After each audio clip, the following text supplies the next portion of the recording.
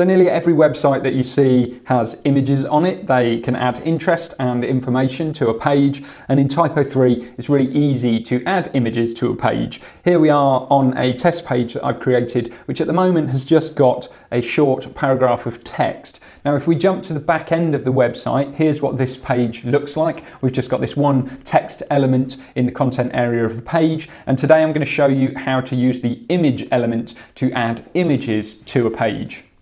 So if we click the Add Element button, and in the typical page content tab of the new content element screen, you can see we've got images only, and this is the element I'm going to be focusing on today. Text and images I'll be covering in a separate video. So this is just images only. So we click the images only, and it's now going to open this new image element for us. Now we can add a heading to the image if we want, but in most instances it's probably not the most common approach. And then we've got add image here. So what we can do is we can click add image, and it's going to open this window, which is actually another view of our file manager. If you want to know more about the file manager, there's a separate video that we did on that, so I shall link that in the description. So once we're in the file manager, we can browse the folder structure that we've got here. I'm going to go into this training folder, and in here I've got this placeholder image. So I'm going to click that image. You just click it once and it has automatically now inserted that into this image element. And you can see this is the image that we're looking at. Now, by default, because we've added alternative text to this image in the file manager, you can see that the alt text is populated with that. If we wanted to add separate alternative text to this specific image, we can tick that box and write more bespoke alt text for this particular instance of the image. But in most cases, if you've added that alt text in the file manager, it's going to be doing the job for you, and it's going to ripple across every time the image is used. You can also add a description or caption if you want to do so, and if you want to, you can actually add a link to the image. So you can click here, you can click there on the little link icon, and it's going to bring up the link window where you can either link to one of the pages within the website, a file within the file manager, an external URL, a specific folder. You can link to an email address or to any catalog content such as news or resources. I'm not going to add a link to this image though. I'm going to keep this nice and simple. So underneath where we've added the image, we have got the position. So we can have it centered, left aligned or right aligned. I'm going to leave this centered in this instance. And then the other thing to bear in mind is the width. So by default, images will show at their actual size or the maximum size based on the container that they're within. So if I leave this image as it is and just save this, and then I jump to the front end of the page and refresh, then in its most simple sense, you can see that we've added the image. It's centrally aligned at the maximum width for the container that it's within.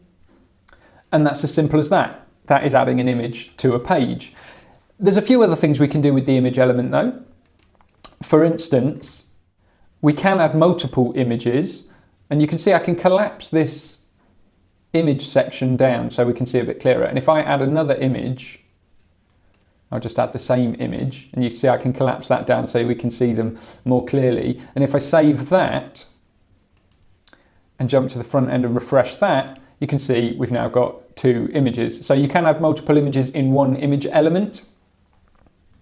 What we can also do is we do have some control over the width of the image. Now generally we recommend that you upload images to your website at the size that you want them to appear. However, sometimes in a pinch you can tweak the size. So for example, if I said actually I want this to be 300 pixels wide, and it's worth noting you only have to set the width or the height, don't set both.